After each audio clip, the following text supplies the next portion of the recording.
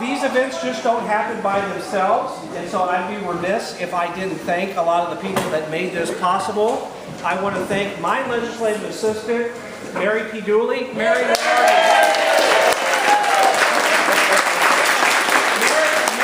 been with me for all 10 years, and I think she's played with me for at least another 20 or 31.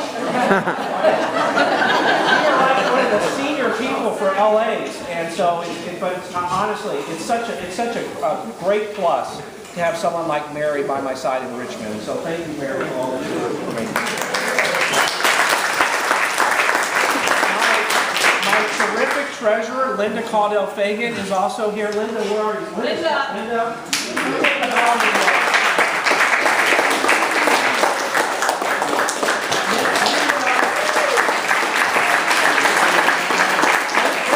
My treasurer, and hopefully if you're able to make a contribution today, I appreciate it. Linda will hunt you down if you didn't put the right information down. And maybe ask you for an additional contribution, but thank you so much, Linda, for all that you do for us. Alice Cavanaugh is also here. Alice, come say hi, Alice. She's getting suspected. See, these events, they're still going on.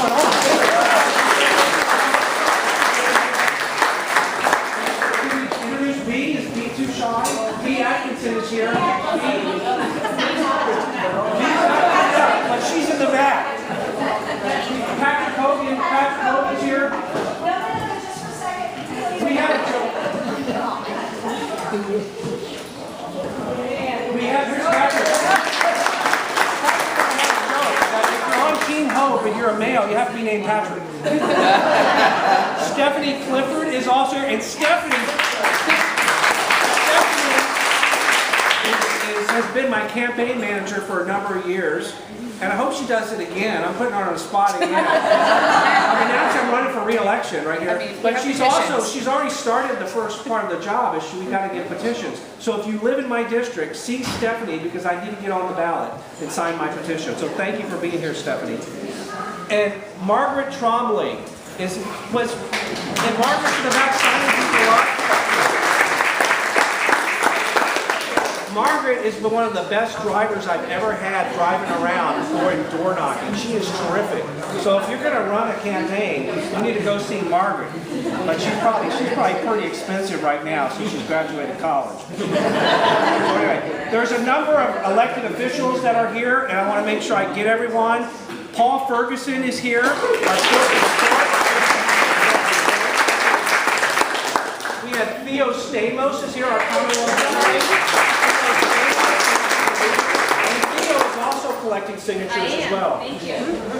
Carla de la Pava, our treasurer, is here. Our wonderful county board member, Eric Gutshaw, is here.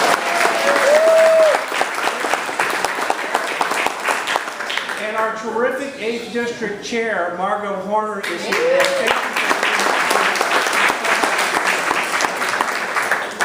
So let me talk a little bit about the session. I know you want to hear from our Attorney General, and I'm going to get to him, but I'm going to be really brief about what we expect during the session.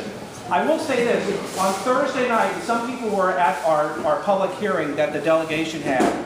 It was, in my 10 years of doing that, it was the biggest crowd of people to come in and talk about the issues.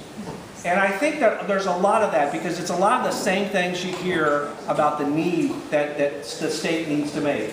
Whether it's on solitary confinement, whether it's on human services, whether it's on voting rights, whether it's equal rights amendment. A lot of these different issues came out, and they've come out in the past. But just the breadth and the scope and the number of people who signed up to speak and the interest that we're seeing in state government is really nice to see. And I don't have to tell you, we have another election coming up in 2019 in November. And this is your opportunity to keep score, because we're going to put in a number of bills. Some of them are going to pass, but some of them are going to fail. And I want you to think to yourself, in keeping score, what the possibilities are with us getting a Democratic legislature in the Senate and the House, and what that means to a lot of the issues that we're going to talk about. So keep score this year and know what's possible. So you're going to hear a lot of discussion about tax reform. There's a Trump tax bill that has increased taxes on a lot of people, and so we're going to make some decisions about what to do with that excess money. The Republicans have come out with a plan just yesterday that favor taking that revenue and giving it back to higher income, middle class type people, whereas the Democrats want to give it back to lower income and lower middle class people. So there's going to be a difference, and we're going to have a conversation during session about what to do with that. Redistricting. This is the year to get a constitutional amendment for redistricting. We're going to hear a lot about that. We favor a nonpartisan commission to draw the lines, as I know a lot of you do, and so that's going to be what we put forward. It'll be interesting to see whether our Republican majority supports that. So keep score on that issue. The Equal Rights Amendment.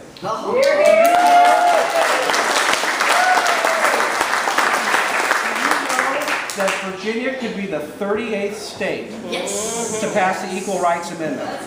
And by God, isn't it time that we did this? Congress passed this law in March of 1972.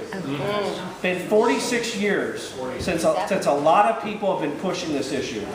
And this is the year to do it. And wouldn't it be great for Virginia to be the state that takes us that 3/4, that 38th state to do that, to put that in our Constitution. So keep score on that issue. The final issue I will bring up is gun safety. Yes. I hope you're keeping score on that issue. Of all the issues, keep score on gun safety issues, whether it's background checks, whether universal background checks, or assault weapons ban, or just simple bills, simple laws to make sure that people that have a mental illness are not holding guns, or people that are domestic abusers, people with protective orders against them, don't have access to guns. Simple things like that. Common sense pieces of legislation that you will see the Democrats put forward. Keep score on that bill. Keep score on it. And I just saw that Jim Allman is here in the room. Jim, would you stand up and say hi to everyone? I occupy the seat that Jim Allman was in for 26 years. Were you in office? 26 sessions. 26 sessions Jim was in office.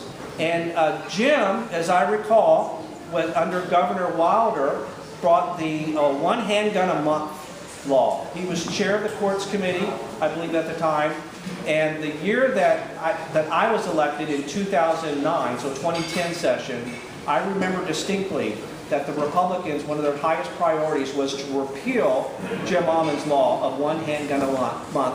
And that is currently what we're operating under. And so for the last 8 years, we've been operating under that. And at the time that Jim Allman passed that law, we were considered the gun running capital of the East Coast. Yeah. And because of what Jim did, he changed all that, but the Republicans have reversed it. And so keep score on things like that, because that is the reputation that Virginia has with our very weak in gun laws. And so I want to recognize you, Jim, for your service.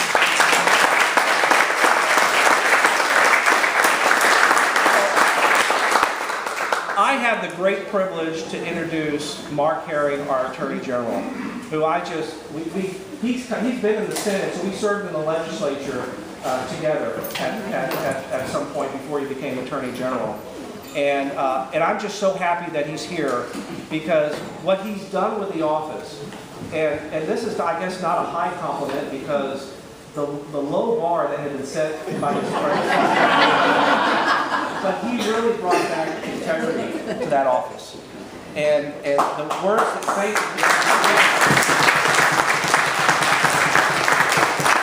we went from having the office, from being an ideologue, to now where he is the people's lawyer, where he represents the people, not just some ideology.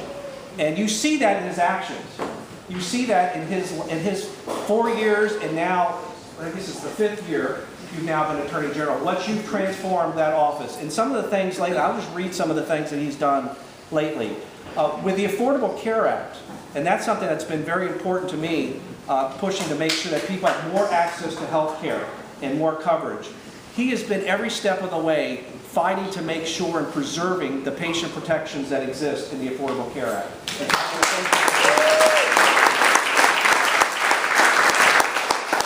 been going around the state, and you know, after we saw the events in Charlottesville and the hate crimes that we've seen crop up over the years, he has been working to make sure that people with sexual orientation or gender identity or disability are all protected for hate crimes. And so I want to thank him for doing that as well. Opioids, he's gone after Big Pharma and suing Big Pharma for really pushing the opioids and not talking about the addiction that could come from that. So many people, over 1,000 Virginians are dying every year. Over 150, we talk a lot about gun safety. You think about how many people are dying of opioid overdose every single day. It's about 125 people every single day in this country are dying of opioids. And he's going after Big Pharma, fighting them, doing some things, educating teens, making sure that teens are not getting addicted in the first place. And going after the dealers, being tough on the dealers to make sure that they're not pushing the drugs out there. And of course, he's improving our monitoring system with a prescription drug monitoring system to make sure that people don't get access to opioids. So he's done a great job with that. The other thing he's done a lot in protecting our environment, protecting our Chesapeake Bay, and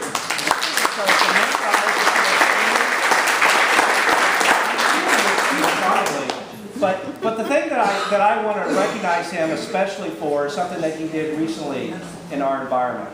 And it's pledging not to take money from state-regulated monopolies.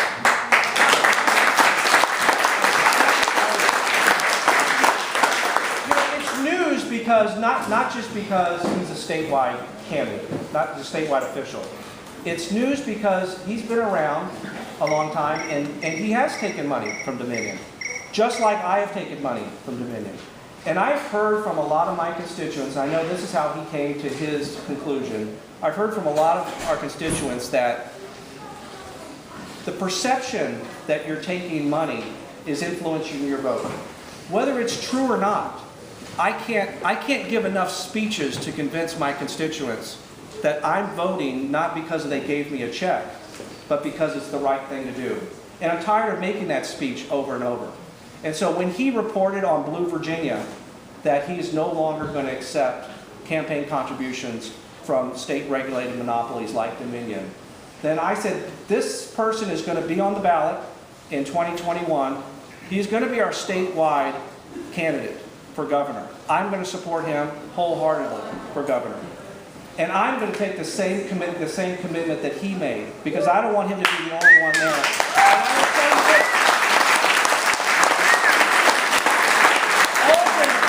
All Democrats should make that same commitment. Our caucus should make that commitment. Every single Democrat that's running for office should make that commitment. And so I want to thank you for your courage to do that. And I support you. I know we got to talk about 2019. I know you probably don't want to talk about 2021, but I can't wait to support you. With that, I'm so pleased and honored, and please welcome my good friend, our Attorney General, Mark Herring.